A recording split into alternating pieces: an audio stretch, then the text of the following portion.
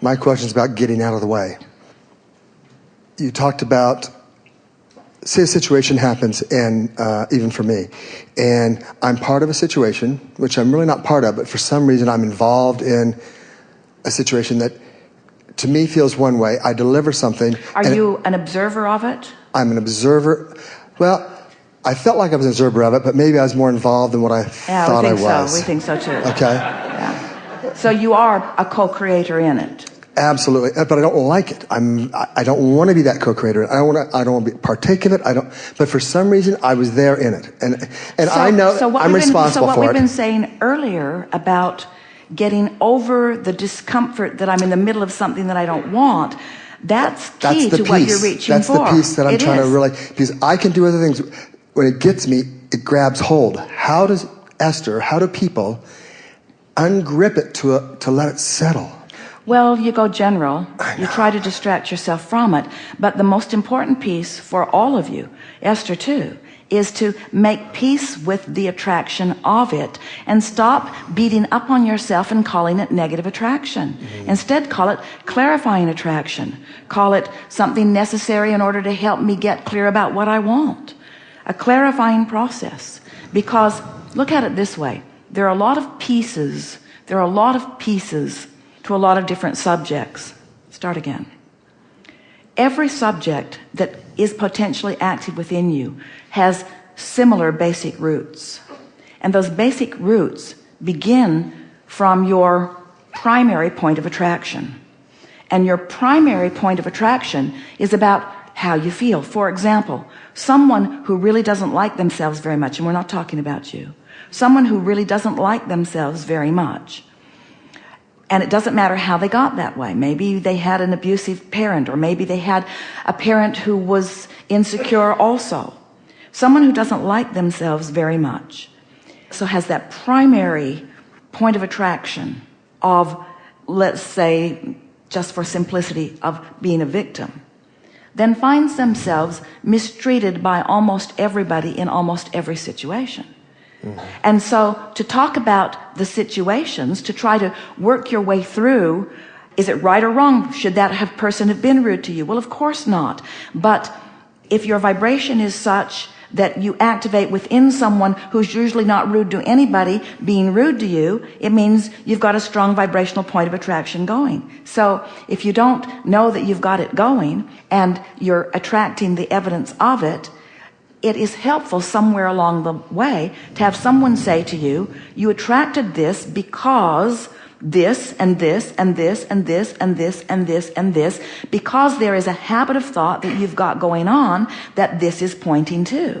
So it's helpful when someone like you, who understands deliberate creation, who understands the law of attraction, it's helpful when you are standing in the middle of something that, as you say, I did not want this, to ask yourself, what is the primary vibration? Because it's not on the surface. It's not something that I went asking for. I didn't put it on my things to do today list.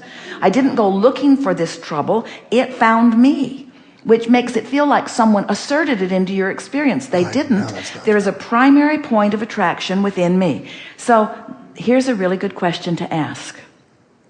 Are there other things like this that seem to come from a similar root that are showing up in my experience? And the answer is always yes, because if it's happening in this regard, it's happening in others.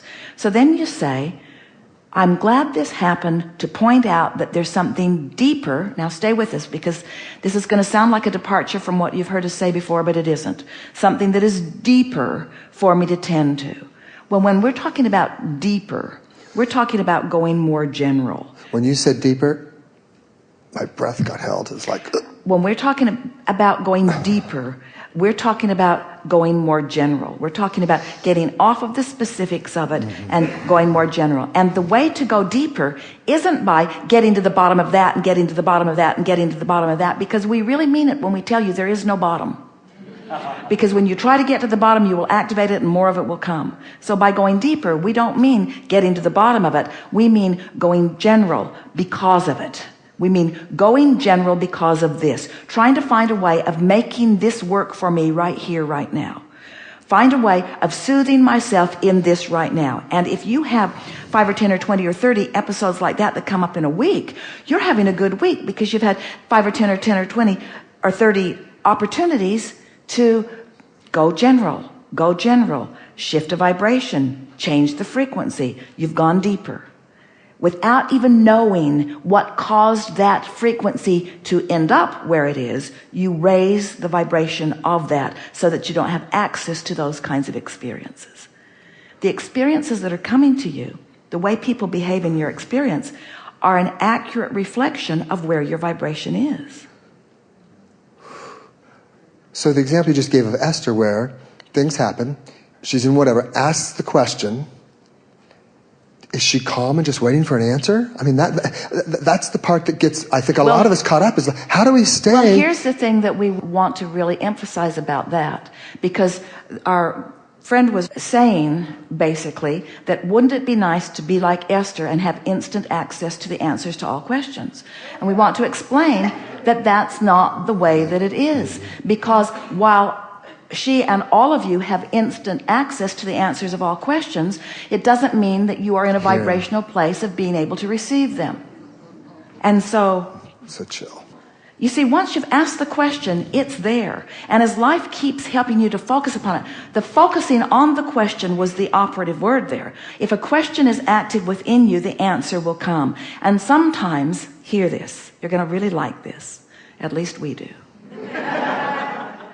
Often the answer to an important question comes with more trouble first. Because the trouble clarifies the question. It puts it in fuller fashion, and it heightens your determination to focus yourself into alignment with the solution. Okay. So we would say, embrace everything that comes. Someone mentioned this yesterday. When something wonderful happens, Esther would say, I did that. And when something not so wonderful happened, Esther would say, I did that too. I'm responsible for the creation of my experience. I am the creator of my experience. So what this conversation is really emphatically about is not being so hard on yourself when something is not going the way you want it to. You are such a person who loves that when you're not in a moment of love, you feel awful. And then you want to beat up on yourself for not being in that place. When it is logical, as you move through this life experience, seeing, hearing, smelling, tasting, touching, as you do as you move through life, that you're going to come across things that activate within you something less than who you are. That's what negative emotion means every time.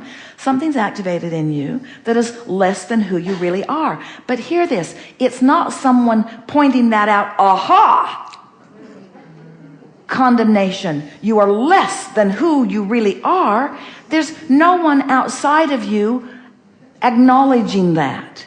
It's just you feeling the vibrational difference between who you really are and how you want to feel and how you're feeling right now. You're just working the bugs out of one more thing. And if you really get to that primary vibration by caring about how you feel and going general until you soothe it.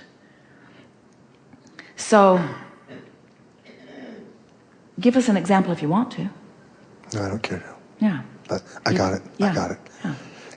That's the stuck point that I get when I am unaware. Probably not clear. You're never stuck. But sometimes you're offering a vibration that opposes where you want to go. Absolutely. So it feels stuck. Because you want to go this way, but you're going this way. So it's a tug of war that makes you feel stuck. And in the moment that you chill, you let go and the momentum begins again. It's the struggle that we want you to stop. Yeah, because the big question, what the hell was that?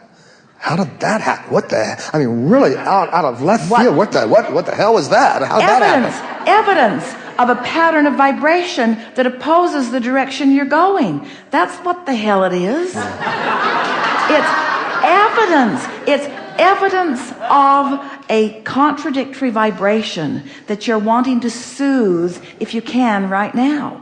So by saying, what is that, in a condemning of self mode, or in a condemning of someone or something mode, in a condemning of Delta Airlines mode, in a condemning mode, just makes it bigger and holds you away from what you want longer. So when you ask the question, what was that? It was help What was that? It was clarity in the making. What was that? It was a clarifying experience. What was that? That was an indicator. Seriously, we know that this is a ridiculous analogy, but it applies perfectly. Do you look at your gas gauge that says empty and say, what in the hell are you doing? The nerve of you. Empty? Are you kidding? I've got a lot to do today. I've got a lot to do today, and I need gas in my car right now, and I resent you telling me that it is otherwise. You like indicators because indicators help you to define what you're going to do differently now you've received the indicator. What are you going to do differently? Well, hopefully what you'll do first is chill. What you'll do first is say, thanks. Thank you for the indicator. Thank you, law of attraction, for being consistent. Thank you, me, for being so sensitive to the way I feel, because in years gone by, I wouldn't even have noticed this. And in years gone by, I wouldn't even wanted to do anything about it. And years gone by, I would have just perpetuated. But thank you, me, because I felt it. And so what was it? What was that about? What was that about? Well, it doesn't really matter what it was about. It's an indication that there is some resistance going on. I'm going to watch for other patterns about it. What do I think it might be about? What do I think it might be about? What do I think it might be about? A shortage of something. It's about a shortage of something. It's either a shortage of money, usually. We're talking about generally. It's either a shortage of money, shortage of attention, shortage of time, shortage of space. It's a shortage of something that is a shortage of something. So I'll watch for other evidence of this. But generally speaking, I know that this is an abundant universe, and I know that there is no shortage. And I know that whatever I want can flow to me. And I believe that law of attraction is consistent. And I'm really good at this. I've shown that to myself. I'm doing really well at this. And I sure do like my guidance system. I love every big or little piece of negative emotion that I feel. And I'm so happy that I'm consciously aware of it. I feel better just in knowing that in feeling it, I stopped the momentum, because I stopped and said, I can tell I'm moving in a direction different than I want to. What's the direction that I want to move in? I want to move toward clarity. I want to move toward fun. I want to feel good more of the time. I want to be an uplifter, and I want to uplift others. I want others to uplift me. I like that dance that we all do. That's the dance I do best. That's who I am. That's what usually happens for me.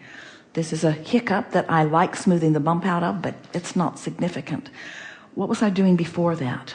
Then off you go. In that same vein,